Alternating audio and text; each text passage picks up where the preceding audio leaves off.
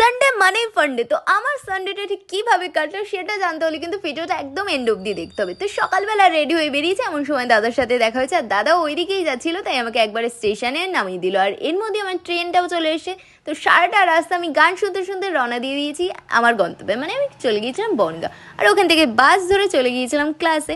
আর যেহেতু শরীরটা আগের থেকে একটু ভালোই আছে, তার জন্য কিন্তু আজকে ক্লাস করতে কোনো রকম কোনো অসুবিধা হয়নি। তো ক্লাস থেকে বেরিয়ে প্রচণ্ড খিদে পেয়ে গিয়েছিলো, যেই কারণে আমি একটা কেক কিনে নিয়ে উঠে গেছি বাসে। আর এই দিকে দেখো কি সুন্দর ওয়েদার ছিল না, হঠাৎ করে নেমে গেছে ঝমঝমিয়ে বৃষ্টি। আর এই বৃষ্টির পরেই কিন্তু আবার হঠাৎ করে দেখলাম প্রচুর পরিমাণে রোদ উঠে গেছে। মানে সারাটা রাস্তা আমি আকাশের মুড সুইং দেখতে দেখতে চলে গেছি স্টেশন, আর তারপরে উঠে গেছি ট্রেনে। আর ট্রেনে উঠে একটা পাঁপড় কিনে নিয়েছি, সেটা খেতে খেতে চলে এসেছি হাবড়া। আর বাড়ি এসে ঝটপট করে ফ্রেশ হয়ে বসে পড়েছিলাম খেতে, কারণ মেনুতে ছিল লোটে মাছ, যেটা আমার ভীষণই পছন্দের। আর তারপরে কিন্তু কোনো রকমের কোনো ভিডিও ক্লিপ নেওয়া হয়নি। আর মানে ওই 10টা সাড়ে 10টা নাগাদ আমরা তিনজনে মিলে বসেছিলাম একটু আড্ডা দিতে। আর আড্ডা দিতে বসে গল্প করতে করতে আমাদের একটা মানে অনেক পুরনো একটা মেমোরিসের কথা মানে গল্প হচ্ছিল।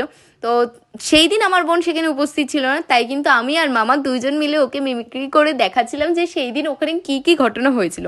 আর দাদা, তুই যদি ভিডিওটা একদম লাস্ট অব্দি দেখে থাকিস, তুই অবশ্যই বলিস এটা কোন দিনের ঘটনাটা দেখাচ্ছি, কারণ তুইও কিন্তু সেদিন আমাদের সাথে উপস্থিত ছিলি। তো আড্ডা ঠাড্ডা মেরে যে যার বাড়ি চলে যাই, আর ডিনার কমপ্লিট করে শেষ করলাম আজকের দিনটা। আর আজকের ভিডিও এখানেই শেষ করছি, দেখা হবে অন্য ভিডিও নিয়ে। টাটা।